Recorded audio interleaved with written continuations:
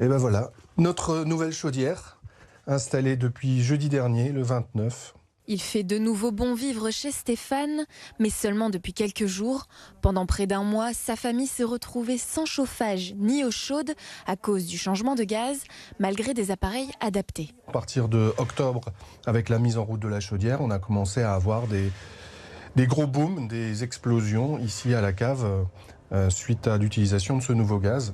Le problème, selon le fournisseur d'énergie, une pièce défaillante dans la chaudière qui ne permet pas de recevoir ce nouveau gaz. Mais la famille a dû attendre plus de 3 semaines avant d'avoir une nouvelle chaudière. Alors pour se réchauffer, Je mettais ça au-dessus de ma tenue et en dessous j'avais les pantalons de ski en dessous et ça je mettais au-dessus, c'est très joli. Mon mari aussi était très beau. En fait pour dormir il mettait un bonnet plus des chaussettes. pour ce chauffagiste, la famille Ouavran est un cas rare, mais pas isolé. Sur les plus d'1 million de clients de la région concernés par le passage du gaz B au gaz H, 0,4% d'entre eux ont connu des dysfonctionnements et les raisons sont multiples. Soit la chaudière est très vétuste, soit il y a eu des manques d'entretien auparavant. Donc c'est pour ça qu'il est important de la vérifier tous les ans.